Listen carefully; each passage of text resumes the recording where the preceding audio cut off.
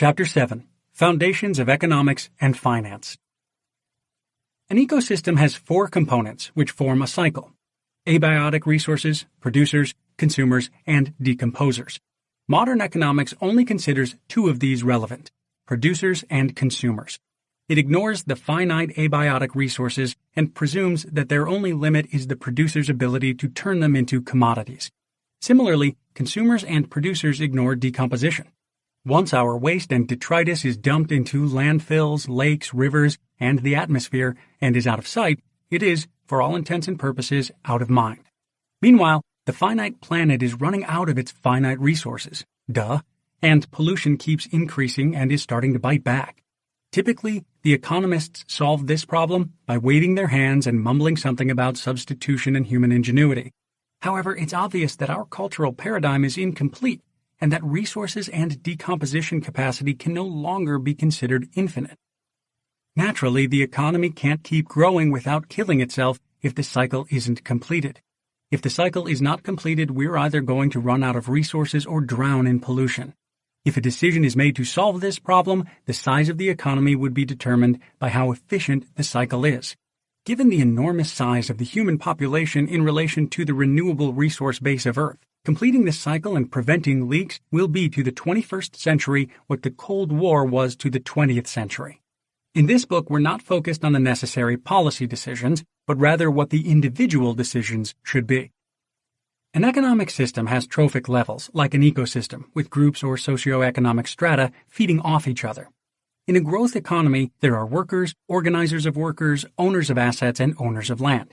In a complete ecology, there are abiotics, producers, consumers, and decomposers. Humans are sufficiently adaptable to execute any of these roles in either system. Economic decision-making must be expanded to include all these factors. Until such an understanding is codified into human behavior via law, religion, and values, something that those who profit from the current setup are not apt to do anytime soon, individuals need to act as if such a code already existed, since economic decision-making eventually does catch up to reality. The economy has many unrecognized inefficiencies. It is, for example, possible for more people to play the role of decomposers by recycling and upcycling, and producers, as well as becoming less dependent on abiotic resources. The challenge is to do this within the existing framework. Net savings, lifetime income minus lifetime expenses, equals a person's contribution to society. It illustrates how much the person has given versus how much the person has taken on an economic basis, as measured in money. Using the saved money, it's possible to acquire productive factors by trading. In a less specialized society, imagine having spent the time building and accumulating tools and other productive factors that make work more productive. The same society also allows for a conversion of tools back into money for spending. It's a more abstract way of arranging matters than building a shoemaking machine which is capable of outputting a lifetime of shoes rather than having it output a pair of shoes every decade after the previous pair have worn out. Investing is simply the process of putting this idea into practice. An investor is thus a person who lives from his assets. A capitalist is an investor. A hunter-gatherer who has a way of life that has survived for tens of thousands of years is to a large extent also an investor. Investing typically requires a great deal of knowledge and familiarity with one's assets. Conversely, working requires a great deal of energy and vigor. This is why hunter-gatherers protect their old, and why farmers historically have focused on having many children. From the worker's perspective, an industrial society is closer to the farming community. In this case, the crops are people, specifically the products made by people. From the investor's perspective, it's the capital market that is of primary focus. Here, experience and wisdom are more important. For an investor, the start of financial independence includes a strong vision of one day creating a metaphorical forest and living harmoniously with the forest. It starts by planting seeds. These seeds grow into saplings, and the mind starts connecting the vision to the upcoming reality of a mature forest. When you live for the future, your present will very much be determined by the actions of your past. Hence, you'll only live in a forest if your past self at some point decided to plant the seeds.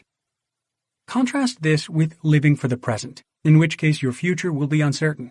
A person living in the present would very much like to cut down that forest as soon as possible and turn it into paper. A future-oriented person would carefully try to preserve his principal asset, the forest, and only cut when necessary, living off the trimmings. He would think of his wealth as the amount of wood he can get by trimming, not the amount of wood he could get if he cut the forest down. Unfortunately, so many people see it differently. That is why they keep working to both cut down existing trees as well as planting seeds and cutting down the saplings as soon as they get the chance. They don't see the freedom that the mature forest offers. The entire focus is on maximum wood production in the present rather than minimum effort in the future. This frame of mind is pervasive. Retirement is seen as spending hoarded savings, and survivalists tend to focus on stocking up on tools and supplies. Rather than forming an environment which can sustain them, they accumulate assets to survive in an environment that isn't conducive to their living. Conversely, a hunter-gatherer lives in an environment conducive to living. The traditional hunter-gatherer works 15 hours a week to gather resources from his environment. With our level of technology and understanding, we can gather resources from our environment more effectively and only work a few hours a week, or part of the year, or develop enough assets to no longer work at all, letting others do the work.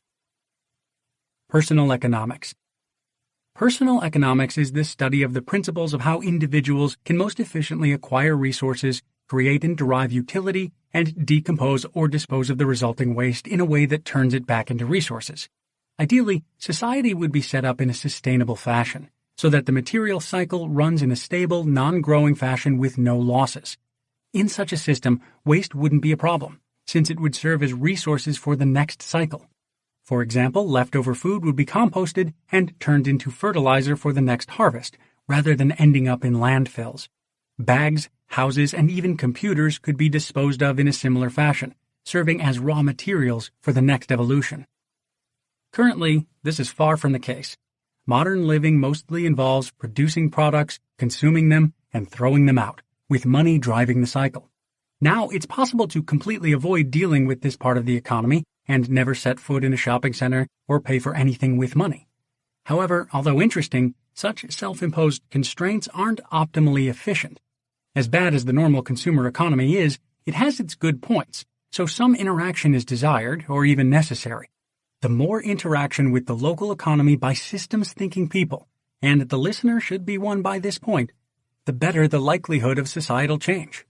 This interaction requires money, and so it requires some means of acquiring money. This can be done in two ways: you working for money or money working for you. In a money economy, the flow of money is a bit more complicated than this. 7.1. Financial cash flow cycles. This section describes the different ways money flows for different people operating within a free market economy. In the simplest possible financial cycle for a salaried person, you work, which results in a wage, which you spend on stuff, which you consume. Here, stuff represents actual stuff, as well as services, like dental work, car insurance, and so on. This is the work, spend, consume cycle described in chapters 2 and 3. The work, spend, consume method is a very simple way of managing finances. There's only one source of income, and it's impossible to spend money that hasn't been earned. All you need is a job and a bank account. If the employer pays in cash, you don't even need a bank account. Running the cycle and continuously replacing your stuff produces waste, which is comprised of discarded stuff that hasn't been consumed by you. While some think that more waste means more living, it's clear that the more waste, for example, superfluous bedrooms, time spent commuting, clothes never worn, things collecting dust on the shelves, the faster the cycle must run and the harder or more you must work. People who are credit-worthy, which until recently meant practically anybody, as people didn't even need to be alive to be pre-approved, can then use credit to increase their spending on stuff. Using financing to buy more stuff than is otherwise affordable puts you into debt. Some of your wage is now diverted into your monthly car, furniture, or mortgage payments and is no longer going into stuff. Moreover, part of those debt payments constitutes interest and finance charges and similar ways that other people, like lenders, are getting paid for fronting the money you spend on stuff. What sometimes happens is that this cycle spirals out of control. This can happen if there's no negative feedback, which is the case if credit limits are increased to no end, or if minimum payments are held down to make the payback period extremely long. This is profitable to the lender, as long as the borrower doesn't default. When you are fully in debt, All of your wage is directed towards paying off your bills, and stuff can only be bought through continued use of credit. This stage is right at the limit of defaulting, because payments can barely be made. A job loss would push you into default. The only option then would be to negotiate a lower interest rate that will lower the payment, and then spend the extra money paying off debt rather than spending it on more stuff. Even when not liable for debt payments, the dependence on having to spend to get stuff, which can be thought of as another liability, means that losing the wage will cause serious hardship. To prevent this, wise people establish a so-called emergency fund, which is an attempt to hedge against all the liabilities in your life with a cash reserve. If wages are no longer forthcoming, the emergency fund can provide a temporary cash flow to continue spending. To establish the fund, spending must be reduced to divert money to savings. Its size depends on a fair estimate of the current liabilities, that is, money that needs to be spent until the lost wage can be replaced. Naturally, this depends on duration, the likely reduced amount of spending, and the loss of the wage relative to other sources of income. The emergency fund is no different from normal savings used for presents, large purchases, and so on. Savings are essentially delayed consumption. The same goes for retirement savings, which are essentially a very big fund intended to last from retirement until death. A person, particularly a non-salaried working man, may have several sources of income, either in the form of multiple clients or serial contracts. If each job can cover expenses, the diversification provides security. This may also be thought of as working one job and having multiple clients. Due to the unsteady nature of his income, the working man will likely rely on savings in between jobs. Since periods without work are a way of life, emergency fund is hardly the right term, but the principle is the same. Having more than one income stream provides more security due to diversification. Of course, a working man can go into debt as well, and a salaryman can take on side jobs. The complete, albeit somewhat simplified, picture for many people will thus incorporate most of the elements introduced earlier. That is, you work one or more jobs to earn a wage, which goes into savings, like emergency and retirement funds, stuff, some of which is waste, and debt, or credit, some of which is diverted to other people. This system is generally tightly coupled and complicated, but typically not complex. There are many books dedicated to decoupling by introducing buffers and simplifying the system, mostly by consolidating whatever serves the same function. For example, 2 bank accounts become 1. Some subscribe to automating everything with automatic payments, while others prefer to make each payment manually. I suppose this is like the difference between driving a manual and an automatic transmission. It really doesn't matter, and it's merely a question of personal preference, as long as you choose whatever you're comfortable with. Personally, I prefer the manual option since it allows for more control, which makes it easier to fix things when, not if, they go wrong. More important, though, is the primary reason that so many complain that they're not getting ahead, which is apparent from the cash flow cycle. It's the loss of wage to waste and other people. This constitutes a lot of hard work for nothing, and it's the reason why so many after decades of work have so little to show for it. The previous chapters have mostly dealt with strategies for reducing this loss. It's perfectly possible to live well using those methods, and the strategies and tactics can either be used to simply prioritize resources, for example, spending on things that mean something to you, like vacations to the South Pole, antique furniture, brand name educations, and so on, or only working seasonally and living the rest of the year on savings, or alternatively, only working a few hours a week. Or, as will be covered later on, the money can be spent on assets which will provide enough cash flow to completely eliminate having to work for money. A worker acquires assets by consuming less than his income and then saving and investing the rest. Investing most of your wage in assets instead of spending it on stuff allows your assets to produce an additional cash flow that can be spent on stuff. This cash comes from other people who pay for the usage of your assets. The cash flow from wage to stuff is thus reduced. Owning stocks means that the investor gets the profit, but not the wage, when other workers produce goods and services. Owning rental units means that the investor gets paid for the use of his home. Owning bonds means that the investor gets paid for the use of his money. Combining the cash flow cycle based on debt with the cycle based on assets, we can narrow the economic system down to only 2 people, the creditor, who provides the assets, and the debtor, who pays for those assets. In reality, there are many creditors and debtors, which shows how these 2 types of people fit into the economic system. It also explains why the rich get richer and why those who are in debt and work for a living never seem to get ahead. In reality, the assets are diversified via the financial system, so that each asset owner gets paid a little amount from many different people, and each debt owner uses the assets of many different people as well. However, figuratively speaking, it is quite possible to match up the relative sizes of the cash flows between two people. For example, I spend about as much on my total living expenses as an upper-middle-class family spends on their mortgage interest alone. Effectively speaking, I've lent them my money so they can have a house with 5 bedrooms, 3 bathrooms, a vaulted foyer, and a 2-car garage. In return, they pay all my expenses. Hopefully, we both consider this a good deal. I know I do. In a free country, roles are chosen, not assigned. Most people choose to become debtors and borrow money so they can increase their spending, possibly due to a lack of knowledge, or maybe simply due to the barrage of advertising that says spending money will result in happiness. However, it's possible to choose the creditor side and save money, eventually buying financial independence. Such financial independence comes from investing in income-generating assets until the cash flow from the assets, or more accurately, other people paying for the assets, completely covers all spending on stuff. Here, all wages go to increasing assets and work can stop at any time, at which point you will be financially independent. 7.2. Working for money. Work has been defined in many different ways, the most appropriate being, I know it when I see it, and very often includes activities that one does not want to do. The best way to think of work is as a package which includes several different goals, such as cash flow, contributing to society, personal edification, socializing, having something to do all day, and so on. In many cases, cash flow isn't considered the primary reason to work. Many state meaning or passion as the main reason for working. However, even if that is the case, the cash flow to pay for stuff, which can't be otherwise acquired due to lack of skills or connections, is a crucial part of work. When cash flow comes from work, it's called earned income.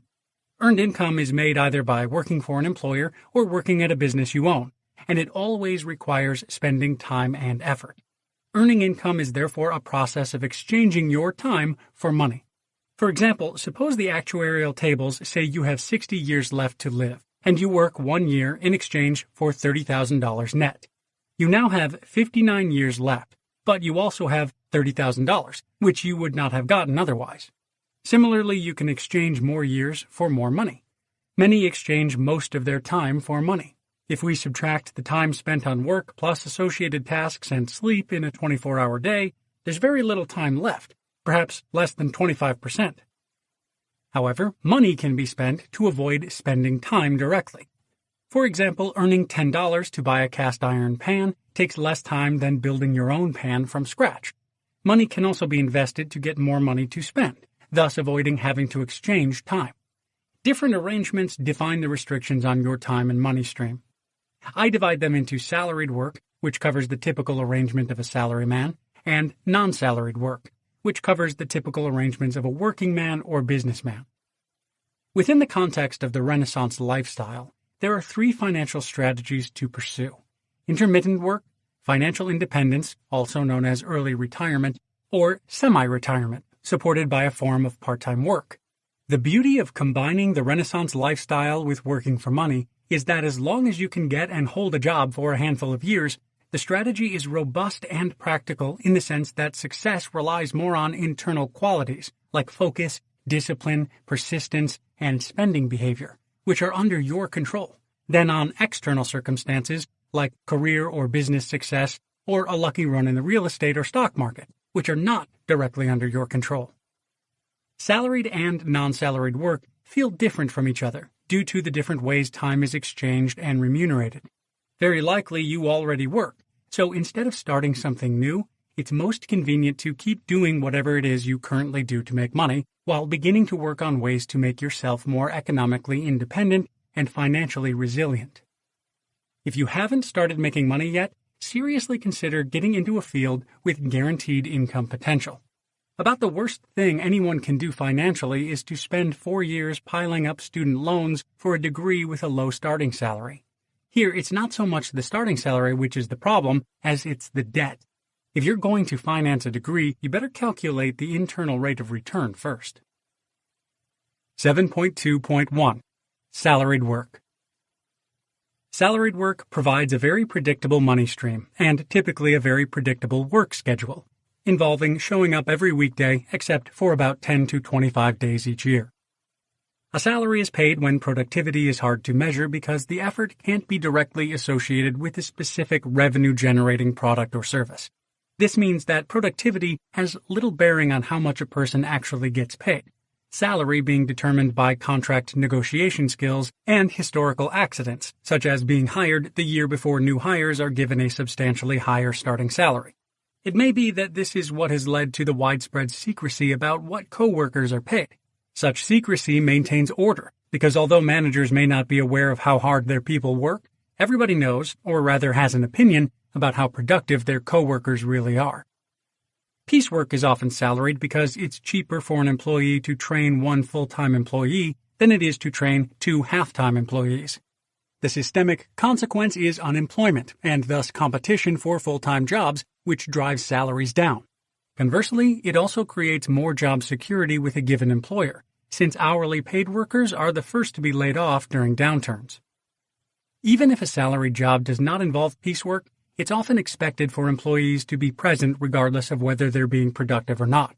This often leads to water cooler talk for hours, pretend work, and other non-productive activities, which many people actually enjoy. The preponderance of this is, of course, company-dependent, but seems somewhat proportional to the size of the company and the amount of bureaucratic procedure. But I don't think it's inaccurate to suggest that the atmosphere is much like high school or college. However, being paid on salary can lead to less satisfaction, since the effort-reward connection is broken when the employee realizes that he gets paid the same amount regardless of how much or how little he works. Realizing that pay often has more to do with negotiation skills, politics, or tenure than productivity or even responsibility can be depressing.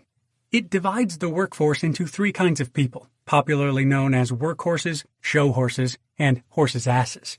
In particular, some will realize that they can get further ahead through office politics and career management than conscientious work. Some will realize that showing up and doing the minimum amount of work will pay equally well, and some will not realize either one. I'll let you guess which horse is which. Traditionally, salaried work entails some form of continuous career where breaks are frowned upon.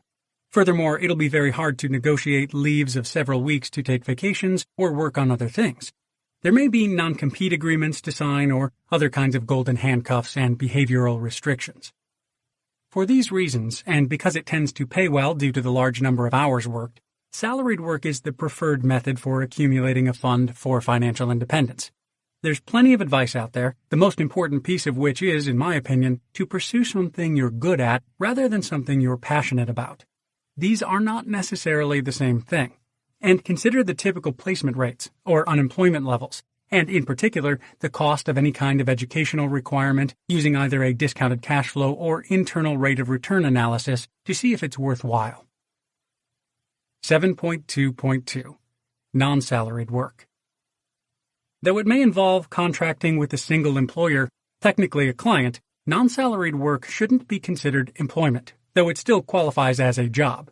Such a job involves either providing services or making products directly, or involves running a business, turning assets into income. In both cases, the connection between effort and reward is readily apparent, and work thus provides a greater amount of satisfaction. In particular, working extra, overtime, is compensated. Conversely, working less, undertime, isn't compensated. Non-salaried work is therefore one level closer to reality in the sense that if no action is taken, no compensation appears. Since the work is, in a sense, more real, credentials and politics become less important. It'll be easier to tell a good job from a bad job. In addition, in some cases, it'll be possible for you to tell exactly how your contribution added value. For example, you bought 1,000 pens for $1 each, presented them in a store, and sold them for $3. Or you knitted a sweater and sold it. Or you repaired someone's moped. In a larger system, it'll often be hard to tell exactly what the point of those Form 32B4s you spent all day filing is in terms of the operation of the company.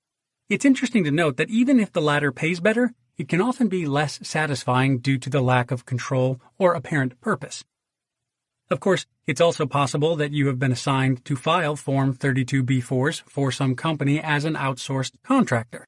In this case, there may not be any particular satisfaction in doing such a job. Sometimes this kind of piecework is paid on an hourly basis. This happens when it's hard to estimate the price of individual pieces because they're all unique. Lawyers' fees, filing reports, and editing papers comes to mind. This arrangement suffers the same problems as salaried compensation. However, since hours are strictly recorded, there's no longer any pay for water cooler talk, and working under such terms would be considered less cushy than doing the same job under salaried conditions. In many countries, many social services, such as healthcare, are provided for by the government.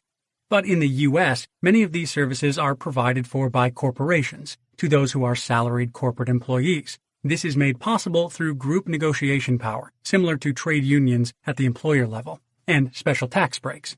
Typically, a non-salaried worker has to provide these benefits for himself, and if he's self-employed, he'll also be paying full Social Security taxes, whereas employees only pay half, and the employer pays the other half. It's therefore not easy to compare income between salaried and non-salaried work. Furthermore, it's not easy to evaluate the value of such benefits. For example, there are people who work almost exclusively for the benefits part of the compensation because they need their benefits to pay for drug treatments. Conversely, others get overcovered. For example, employees without children have no use for the free daycare services, yet it's part of their compensation package. The upside of non-salaried work is often a greater deal of control over one's time. This means that if the goal is to pursue some form of intermittent work interspersed with longer periods of non-work, non-salaried work is superior. Some jobs are location independent, such as anything that involves information. And some jobs, for example contractors, are so ubiquitous that they are de facto location independent. Conversely, some jobs like accounting, law, and medicine are regionally licensed, and, say, a dentist who is capable of treating people in country A will probably not legally be able to set up shop in country B. Since non-salaried work is compensated per effort, it may be possible to put in supreme amounts of effort and end up with a very high total compensation by working around the clock. For example, I'm a freelance editor, and I bring in a few $100 a month whenever the mood strikes. But I could theoretically make a six-figure income if I put in the same effort I used to put into my salaried job. This could significantly speed up the accumulation of savings. Conversely, it may be difficult to find sufficient work or sufficient energy to put in that much effort, since measurable work is often directly taxing of physical or mental energy. 7.3. Making money work for you. Until I was 25, it never occurred to me that money could work for me. I was certainly aware that money could be invested, and in return I'd get a fraction of it back each year in the form of interest or dividends. What hadn't occurred to me was that this money could reach a level equivalent to my expenses, and that this money could then pay for things just as well as earned income does. I think many share this same mental block, because savings accounts are either very small, such that the annual payout may only pay for a night out on the town, or because savings are cordoned off in retirement accounts, where the payouts go right back into savings. This prevents people from thinking about capital income, just as taking income taxes directly out of earnings before the paycheck is received prevents people from thinking about taxes, other than as an abstraction that's out of their control. If you decide to make money work for you, over time you'll become very familiar with the tax law, how to get money out of retirement accounts while paying as little penalty as possible, and how to take care of the principal and keep the yield sustainable, to the point of being at least competent as previously defined in the section on gauging mastery. Again, individual plans will vary significantly, but the guiding principles will be quite similar. The rest of this chapter will therefore discuss overall principles which should hold for the next 100 years, rather than specific investment plans which may change within a decade. 7.3.1. Important financial ratios.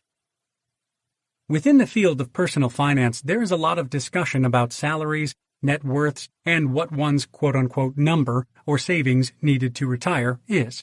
However, when analyzing the financial status of different people, it makes more sense to look at ratios than absolute numbers to see how well someone is doing. This is no different than analyzing financial statements of different-sized companies by dividing by equity, earnings, or assets, or by gauging the strength of a person relative to his body weight rather than his absolute strength. Emergency funds. Let's divide the income stream from working into three categories: spending on wants, spending on needs, and saving. For example, a typically recommended savings rate for the average consumer is 10%, while the division between needs and wants depends on personal circumstances. Most need far less than they think. But let's assume that 60% is spent on needs, 30% is spent on wants, and 10% is saved. As a general rule, emergency funds only need to replace needs. With the numbers mentioned, it thus takes 6 months to build an emergency fund that will supply all needs for 1 month because spending is 6 times savings.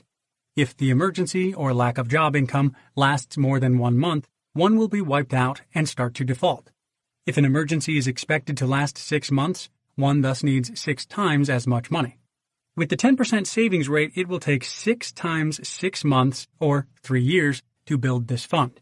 If emergencies happen more frequently, which isn't completely unlikely, then one will be wiped out because there is not enough time to rebuild the emergency fund. Consider another example for someone with the same savings rate, 10%. But here the split between needs and wants is 20% and 70% respectively, versus 30% and 60% in our previous example. Importantly, this person uses far less on needs than the person in our previous example. By utilizing a much smaller percentage of income on needs, in this case it takes only 2 months of savings to replace 1 month of spending on needs. If the emergency fund is to last the same 6 months, then the time it takes to fully fund the emergency fund is 1 year, instead of the 3 years in the first example. This means that for the same savings rate, a budget dominated by flexible, loosely coupled wants is more resilient than a budget dominated by inflexible, tightly coupled needs. Now consider a third example. Here the savings rate is doubled to 20%, needs are 20%, and wants are 60%. Here it takes only 1 month of savings to replace 1 month of spending on needs. To create the 6-month emergency fund only takes half a year. This is the safest distribution of spending and saving of the 3 examples, but one can do even better, as we'll learn shortly. The conclusion here is that the higher the ratio of savings rate to needs, the safer one is from emergencies. Also, the higher the ratio of wants to needs, in other words, having more wants and fewer needs, the safer the person is. Intuitively, this makes sense. The less you need and the more you save, the safer you are. It should now be easy to calculate the size of an emergency fund.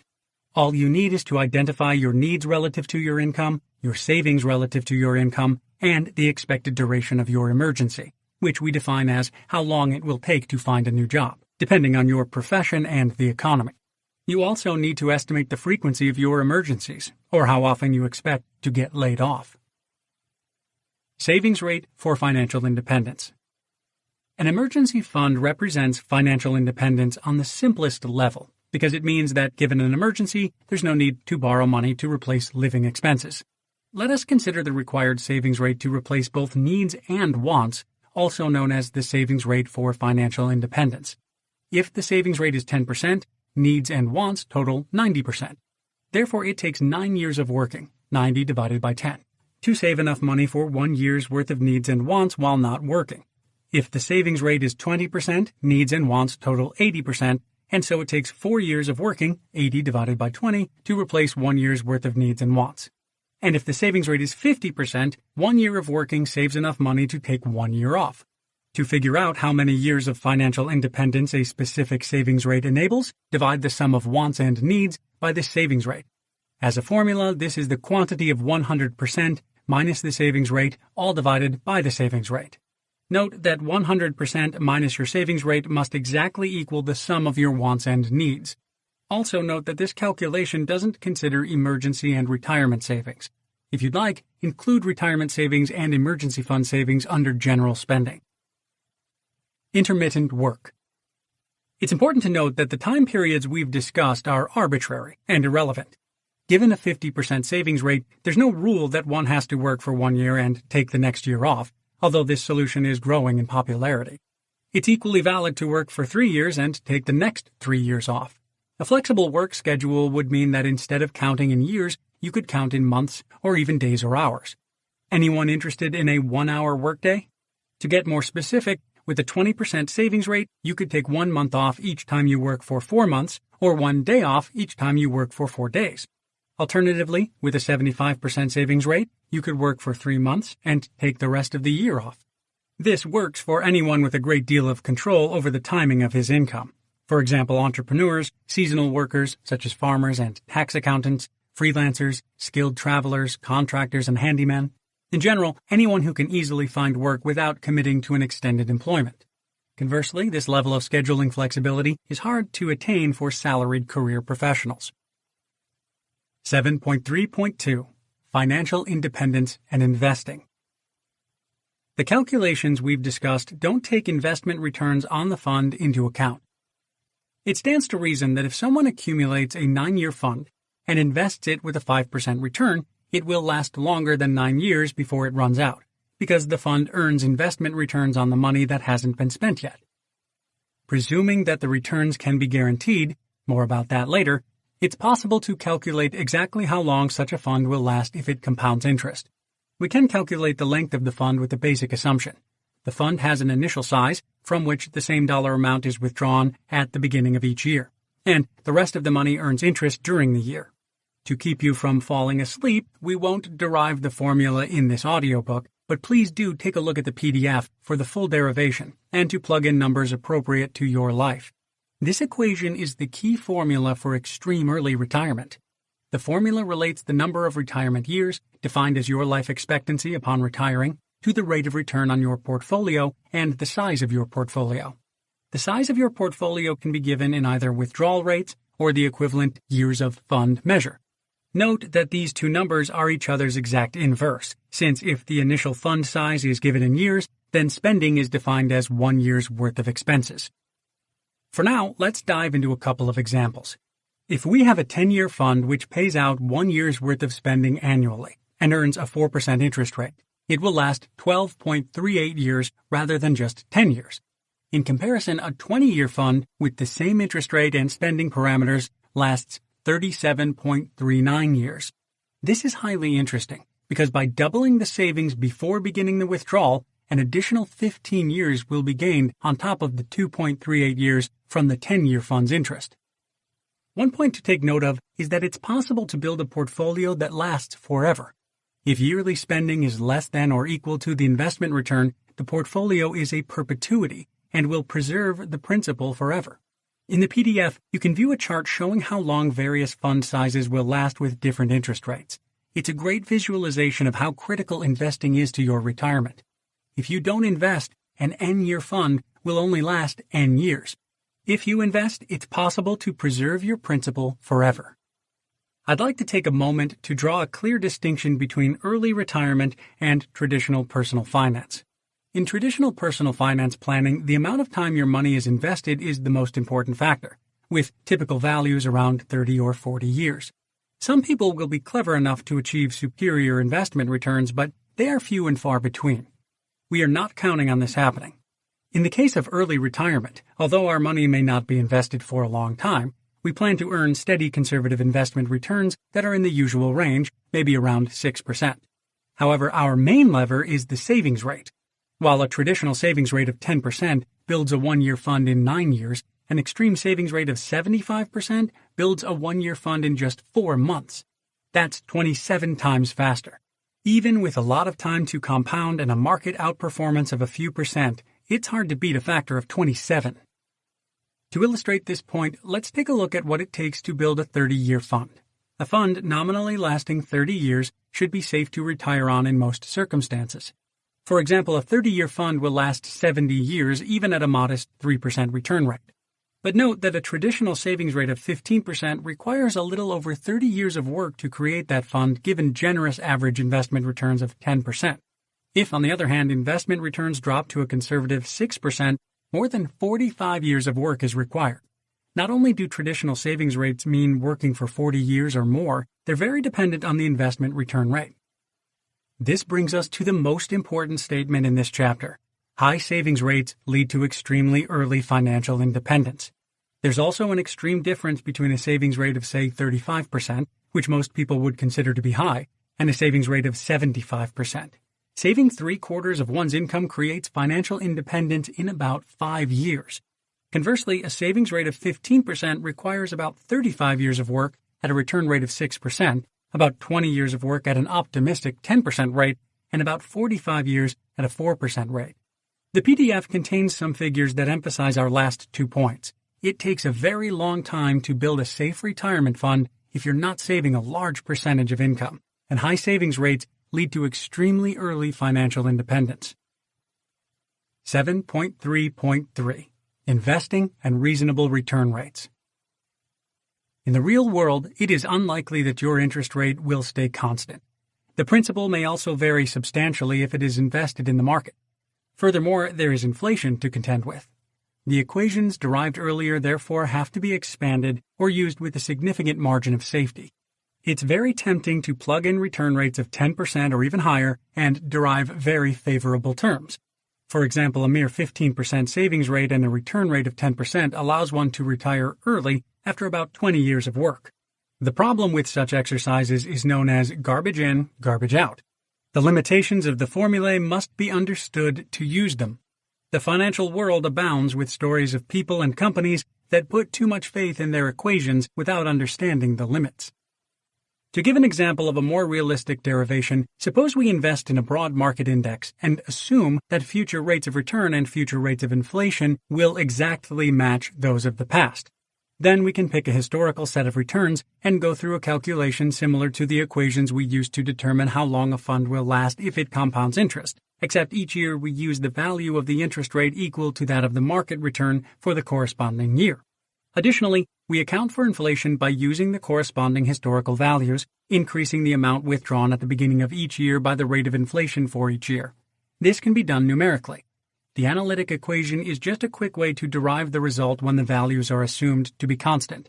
If calculated numerically with historic data, it will quickly be found that the results we want vary depending on the range of years the historic data are taken from.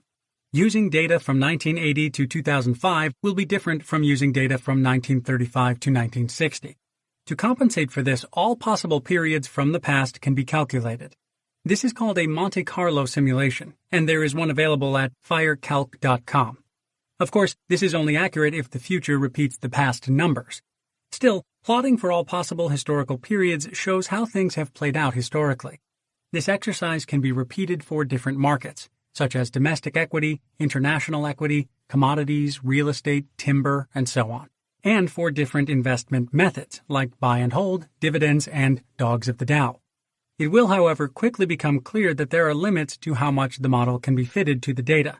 The objective of this exercise isn't to get a numerical value, but to get a sense of possible future scenarios, assuming that the future will likely repeat the past in one way or another. Numerical simulations require a lot of effort, so it's easier and more accurate to account for inflation and return rates by setting your interest rate to be the real rate of return, which equals the nominal rate of return minus inflation. Also, consider that official inflation numbers may not necessarily pertain to you. Consumer inflation is calculated based on what consumers buy, and this will likely be quite different from what you buy. Given this uncertainty, what is one to do? Accept that the worst that can happen is that your investments thoroughly collapse, which will likely mean the economy is dealing with mass unemployment or some other calamity. This in turn means that whoever pays their expenses with work will also be in trouble. In particular, since they don't know how to live efficiently, they will be in bigger trouble than you are, since they need to find high-income jobs, whereas you have a much larger selection of low-income jobs. In such a disaster, you may be poor with a low income, but everybody else will be broke with no income. As an investor, I live with the fact that sometimes markets go down, which makes me feel poorer, but also makes stocks cheaper to buy. Sometimes they go up, which makes me feel rich, but also makes stocks more expensive to buy. We can calculate expectation values forever and ever, but they are just that, expectations. Nothing can be guaranteed. Reaching financial independence and having your money work for you at an early point means projecting out 60 years. A lot can happen in 60 years, including accidents that disable those who work for money, or technological changes that render entire industries obsolete. Take, for example, typewriters, telex machines, coach wagons, trolley cars, and transatlantic blimps. However, it's likely that it'll still be possible to invest in some manner even 60 years from now. There's no telling whether those investments will be in the stock market, government debt, personal debt, annuities, mortgages, timber, real estate, plankton farms, cattle, potable water, topsoil, or what have you. It would be a big mistake to think that a choice made now will also be valid only 10 years from now. Just as any particular investment vehicle I could suggest now will probably sound silly a decade from now. 30 years ago, everybody hated stocks but loved gold. 20 years ago, mutual funds were the hottest thing. Then, after a decade of trending stock markets, which moved up no matter what people owned, it was decided that the managers weren't needed and index funds came into fashion. Why do you need a manager if markets go up all on their own? At that point, nobody wanted to own gold. In the past 10 years, the market has been in a trading range, and now gold is more expensive than ever. So who knows what the future will bring? My suggestion is not to presume that one can pick an asset class and then stick with it forever. Despite this, there are a few established principles in the art of investing. Reward is often correlated with risk, where risk can either be quantified as volatility or qualified as uncertainty. That is, lack of knowledge. This means that the higher the return rate, the higher the risk of loss of capital. Another principle, however, says that risk is more related to skill and knowledge. Both of these statements are true, but for different reasons. If you think about a fast race car, it's a more risky vehicle to drive, but if you know how to drive it, the risk goes down. There are two conclusions from this. First, having a margin of safety in terms of principal is a good idea. In other words, having a low withdrawal rate is safer than a high withdrawal rate, because the required rate of return is lower. A larger fund thus allows for more safety. Second, invest in what you understand, rather than what people tell you. This is the main reason I'm not telling you what to invest in. If you don't know anything about investing, make it a point to learn. It will be your new financial function in the world. There's no hurry. The investment return is fairly unimportant during the accumulation period as long as it is short. A lot of learning can happen during those years. People go to college and get degrees in the time you have to learn how to manage your money. I invest in stocks because I've spent almost a decade reading about stock investing. Conversely, I know little about real estate investment. If you're more interested in real estate, perhaps you should invest in that instead. Some people own timberland, and every few years they sell lumber and live off the proceeds. The reason I invest in stocks is a combination of personal interest, personal temperament, and historical accident. It's not because I have determined they are a superior investment by any means. Each market has its idiosyncratic volatility and return rates. Timber, for instance, grows independent of what the market does, at a rate of about 3 to 4% per year. If prices are low, you simply wait to cut until they are high again. As lumber remains a major part of the economy, it can be expected to rise in price in sync with inflation. The U.S. stock market has historically returned about 10% nominally. Other stock markets have returned different amounts.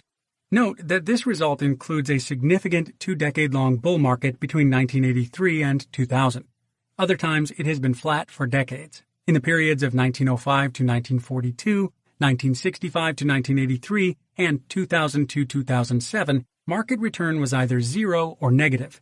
Some of these periods are really long. If the investment strategy relies on capital gains, as it does in a buy and hold strategy, this will lead to failure if the withdrawal rate is too high during years of decline, as too much stock will be liquidated when the market is low. Monte Carlo simulations suggest that a withdrawal rate of 4% is good for 30 years of inflation-adjusted expenses, and that a withdrawal rate of 3% is good for 60 years or more. A withdrawal rate of 2% will last forever, that is, if history repeats itself. In the long run, real estate always goes up, at the rate of inflation. Despite ups and downs and bubbles and crashes, the rate of inflation is the long-term trend. This makes sense because houses are non-productive things. The reason people get rich in real estate is because regulations, or lack thereof, allow fantastic amounts of leverage which can be used during bubbles. However, if the principal asset is in the form of rental units and rents can be raised with inflation, inflation is taken care of. The withdrawal rate is then simply based on the average fill rate, say 80% or 4 out of 5 units, times the cash flow minus maintenance costs and taxes divided by the value of the units. In summary, the organic growth of any sector seems to concentrate around 3% real growth. This is the number I would use as a safe withdrawal rate. It's difficult to judge whether this number will be representative of the next 50 to 100 years. First, human population growth will peak out and probably decrease again within this period.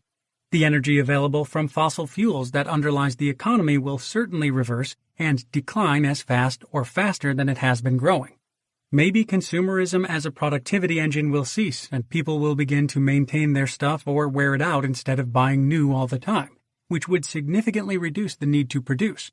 Conversely, historical interest rates dating back thousands of years, for example as measured in repayment of a borrowed pig or borrowed grain at the next harvest, are easily as high as 100% per year. If I was a skilled pig or grain banker, I would happily assume higher rates. But for someone who just pays attention to money management issues for a couple hours every month or so, I would be comfortable with 3% for now.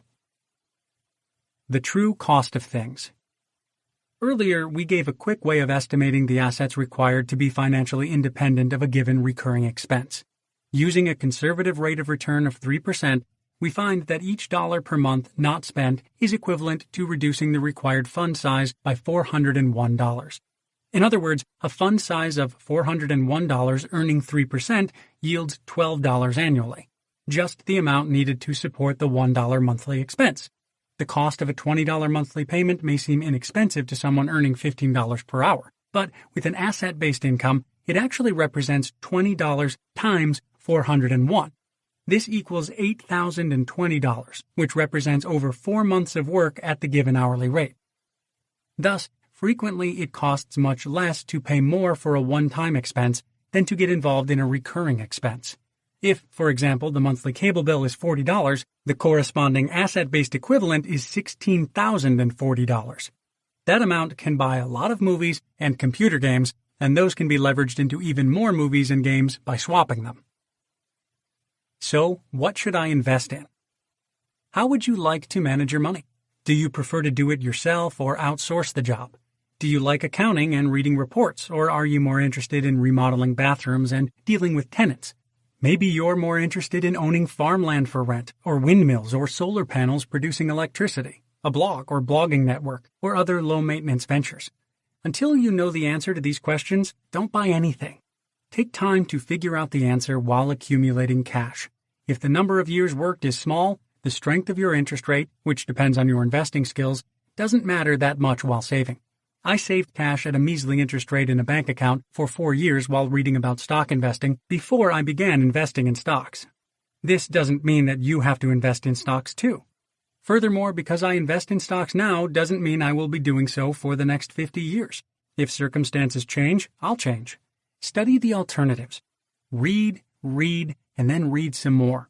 This is what investors do. This is what I do. Beware of the promise of high returns in general or brand new untested methods of investing. It's easy to get burned by this. If consistent returns of 12% or even 24% per year are possible, the fund size can be small indeed.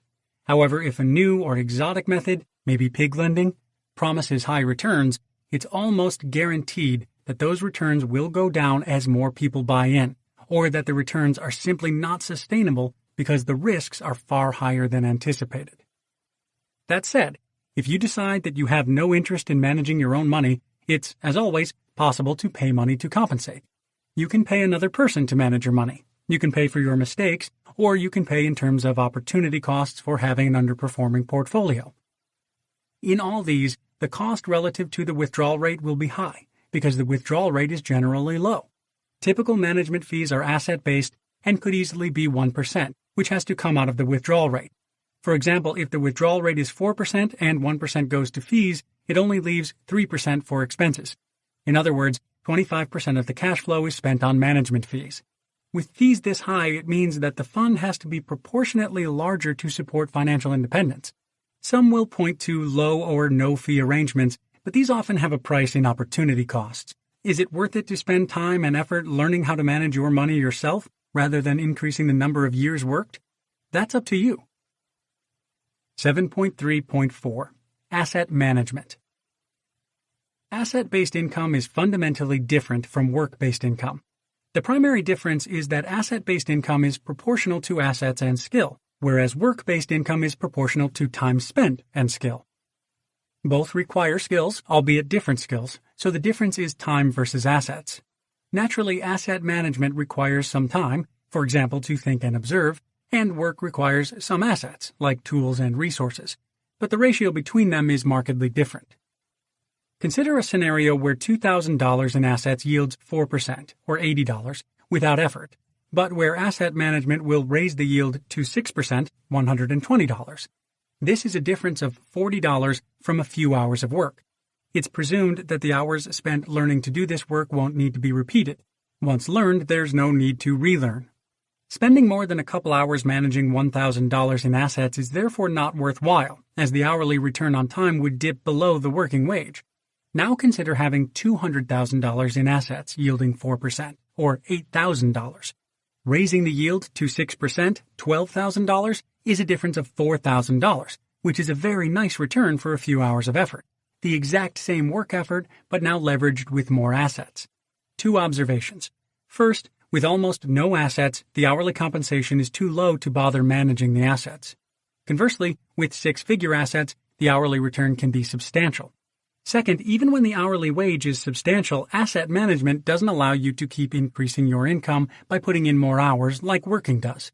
The total compensation is thus less than what could be made while working for money until assets exceed income by a factor of 25 or more. Since few people have that kind of money, they're often advised to apply the minimum amount of effort when it comes to investing. With asset management, skill and wisdom are rewarded directly proportionally to the asset base, but never proportionately to the time base. This is probably the most important cultural barrier to overcome, in a society that prides itself on being busy and productive. Frequently, asset managers get wealthy just by waiting and being wise. The real challenge, especially faced by professional asset managers, but hopefully not by you, is the tendency to ignore this fact. Many associate effort with taking action, but not taking action is also a form of action. In fact, often not taking action is just what is required. The easiest way to get in the right frame of mind is to stop thinking like a farmer and start thinking like a hunter. A farmer, like a modern salary, working, or businessman, gets rewarded by activity. The more he does, the greater his reward. Conversely, a hunter isn't going to catch anything if he thrashes around in the woods, frantically looking for prey.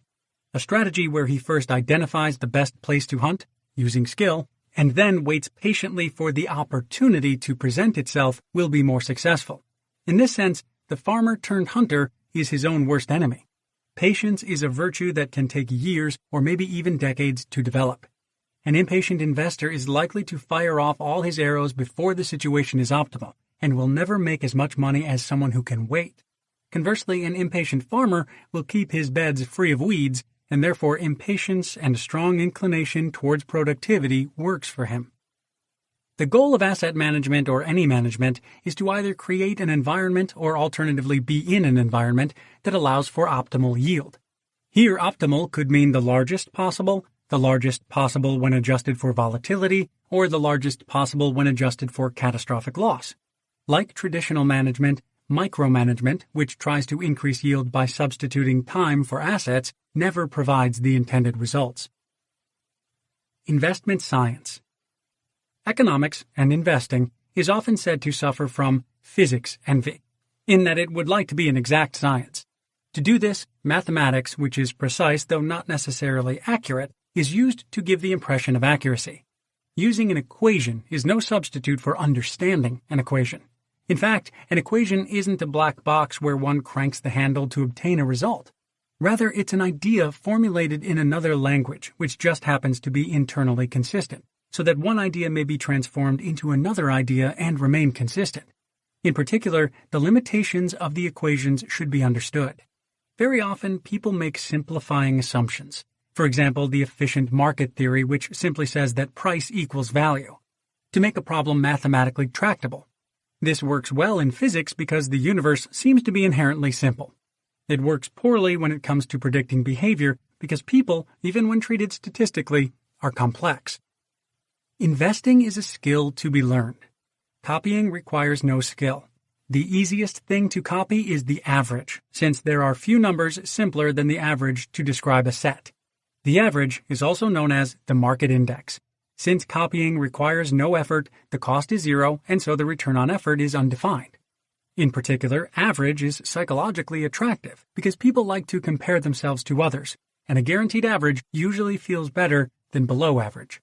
Staying with the progression of mastery, the next stage is comparing. A particularly poor and popular method at this stage is chasing yield, where people compare the returns of different investments, such as funds, stocks, and so on, and buy whatever has recently performed the best.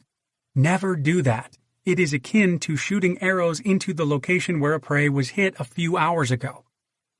The next level is compiling. Here, understanding is presented as fairly long lists of rules or tips about things that have worked well at one point or another. It's not yet understood why they have worked, and it's difficult to choose one. Plus, the rules never seem to apply to a given investment all at the same time. However, having compiled a list of rules, one may use a screen to filter companies and even to sort them. It's thus a simple matter to calculate, say, the top 10 of the list, the bottom 10, or top 20 on a combined list. This takes emotion out of the game, and many quantitative systems work on this level. This takes some effort to set up, but once it is, it can run automatically. Coordinating rules requires understanding why some rules work better than others and why some only work in certain situations. This is a value judgment and a complex problem, which is mathematically intractable.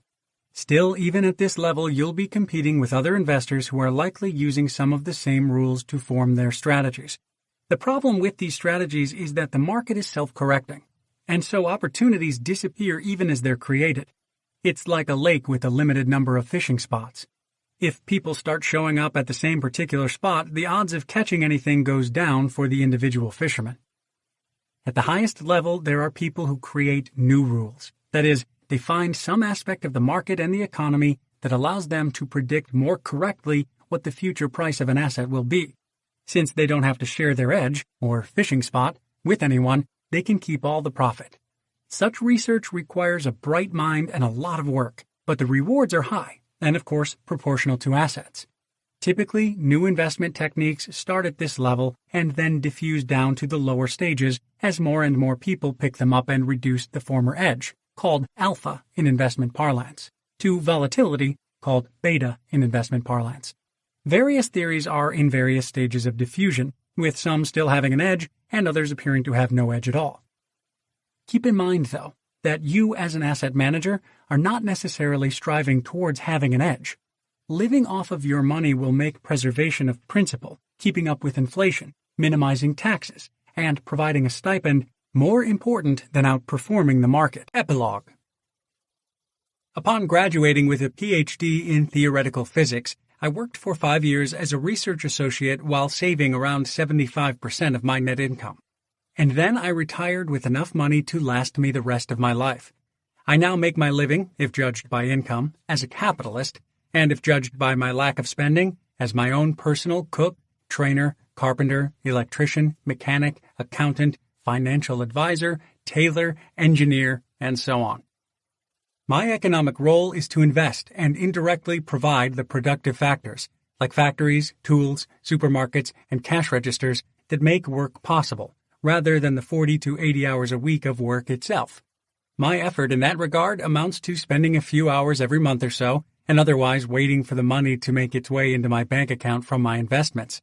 If those who work for a living knew how little time it takes to make money this way, they would probably be less willing to accept working 40 to 80 hours a week for 30 to 40 years.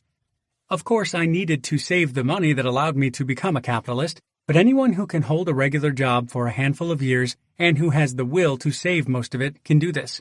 So maybe it's okay that I now get to enjoy the rest of my life without an alarm clock.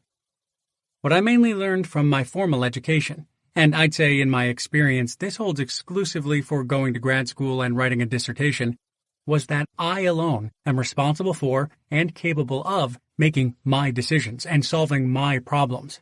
As an undergraduate, and even when studying for my master's degree, it was always clear that I could get the answer from someone smarter than me if my own attempt failed. It was also clear that if I didn't manage to get the correct result, it was no big deal, since my work was in a certain sense redundant, as it was being duplicated by all my classmates. Furthermore, I was always being told what to do and when to do it. In that sense, what an institutional education resulting in a college degree does is to facilitate the replacement of your parents with your future bosses, moving you from being dependent on your parents knowing better to being dependent on an employer knowing better. Doing the doctorate, which aims for a very different goal, namely to produce independent researchers capable of doing original research, made me realize that the they or them that people always mention in the phrase, they'll think of something, had actually become me. As a result, I always feel slightly worried when I hear the phrase, they'll think of something. This changed my attitude towards problems and solutions, and I began to use the same approach that I used for my research job in the rest of my life, always trying to understand why something was the way it was, whether it could be different, and if so, how. Instead of adopting the standard money management plan of saving 15% in an index fund in my retirement plan while getting in debt up to my eyeballs, thanks to a starter home, I started looking into the principles behind the system I was living in. I realized that the standard option of becoming an indebted consumer was just one of many, but that if anyone wanted different options, they'd have to take a different and more active approach, rather than just asking what and when. I would need another plan. More accurately, I would need a strategy, and to make such a strategy, I would need to understand the underlying principles and the world they operated in. Since there are no career tracks available for aspiring Renaissance people, we necessarily have to work with the options that are available to us and bend them to our purposes. Since everybody has different options available to them, I didn't think presenting a specific plan would be very helpful. So this is the main reason for its absence. My own history doesn't seem to follow a plan, specifically because there was no plan. I was increasing my understanding as I went along, eventually crystallizing it into the philosophy I've written down in this book. Despite not having a plan, I had an intuitive grasp of the strategy and guiding principles, and I quickly learned most of the tactics, since these are very similar to standard frugal practice. The only thing left to do was to pick the level of effort, namely extreme, and stay disciplined. I like the goal I eventually reached. I love not having to work for money, which means that not only do I get to set my own hours, something which is also possible for the self-employed, but more importantly, I also get to spend all day doing things that don't necessarily need to be done to meet some income quota to put food on the table, like serving on a board of directors for a nonprofit startup, volunteering my time for bike repair, crewing in yacht races, and so on. Nor do I expect to remain interested in the same subjects all my life, or that I'll follow a career track someone else laid out for me. My withdrawal rate is very conservative, so my stream of money will very likely never run out. In fact, simply by doing nothing, I'm more likely to end up with more than $1 million in net worth when I reach traditional retirement age, which is much more than what most consumers will manage to save. I'm set for life, and I can do whatever I want, whenever I want, within reason, as long as I don't fall into any consumer traps. Having about 20 diversified streams of income from different investments, I never worry about being unemployed and not having a job. Yet many are afraid of diversified investment income despite having their job as their sole source of income and, by implication, their only source of food, shelter, and so on. The only reason that relying on just one job for money isn't considered risky is because it's a normal way of life, and most have gotten used to it, or at least accept it much like they accept the risk of driving bumper to bumper at 55 miles per hour on the freeway, despite the real possibility of the driver ahead of them suddenly losing control for whatever reason. If more people spent 5 years saving money and learning how to live efficiently on their investments, instead of spending 5 years to become plumbers or MBAs and 0 years on living efficiently, and therefore working for the rest of their lives, financial freedom might not seem so scary. For those who are still unsure, consider that the worst thing that can happen to me, compared to someone who works for a living, is that I have to go back to work and do what they have been doing all along. Yet if the market falls sufficiently to cause me to struggle, most people will have lost their retirement savings as well, and we would be in an economic situation with at least 30% unemployment. Relying on a salaried full-time job to make a living, therefore, does not seem any safer. In such a scenario, who would you consider more likely to do well, a consumer who relies on shopping for all his needs, or someone living as I do? When I was younger, I used to deride the idea of jocks and how being a college athlete certainly didn't contribute to education. Now, I believe it does. The most important part of education is forming your character, whether as a worker, capitalist, leader, or follower, or whether you deal with people, that is the social and the political, or reality. Participating in sports certainly builds character.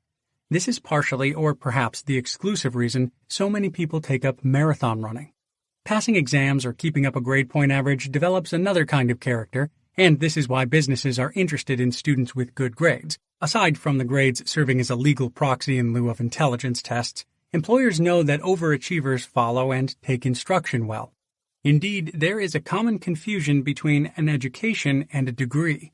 A degree is something you get at college which can be used as an entry ticket to the white-collar job market. Similarly, a certification is something that can be used as an entry ticket to the blue-collar job market. However, a character transformation can be attained pretty much anywhere, whether in a classroom, laboratory, job, the Peace Corps, the military, or the swim team. In fact, education is very different from training. Training is what you know, whereas education is who you are as a person. As a result, people receiving the same training can end up with very different educations. I do believe there is a certain moral aspect to education. It forms one's character, good or bad. In that sense, education is a form of indoctrination aimed to produce a certain attitude. This means that education works well if it reinforces and polishes an existing natural attitude. But it can be a painful experience if one is naturally incompatible with the indoctrination. This is why I don't believe that one education fits all. Ever notice how many successful business leaders are college dropouts? It did not take them long to realize that college was not helping them to become leaders and entrepreneurs. This is because a college education creates followers, or people who are habituated to being handed a bunch of instructions and then delivering a product, from years of practice. It doesn't matter what the form of the product is, that is, whether it's an essay or a math problem. The important parts are the assignments, the deadlines, the grades, and the annual reviews, a structure that is repeated at the employee level in corporations. I have found that I don't make a very happy salaryman. I should probably have gotten a clue from the fact that I was taking courses based on personal interest rather than strategically choosing the easy courses to optimize my grade point average. But I have, however, found that I make for a very happy Renaissance man. Like me, you may have gotten an education that wasn't compatible with your training. It may be that you don't know your type like I didn't know mine. Many confuse who they are with what they do. Some get an education for whatever reason and yet are not completely transformed into the intended result, just as children often don't do what their parents tell them to, but rather become the opposite in a counter-reaction. So it will be for education. This book is my contribution to your education. Thank you for listening to Early Retirement Extreme, a philosophical and practical guide to financial independence. Written by Jacob Lund Fisker, narrated by Douglas Martin, and published by Upfront Books. This edition is issued by contractual arrangement with Jacob Lund Fisker. Originally published as a paperback book, copyright 2010 by Jacob Lund Fisker. Audible hopes you have enjoyed this program.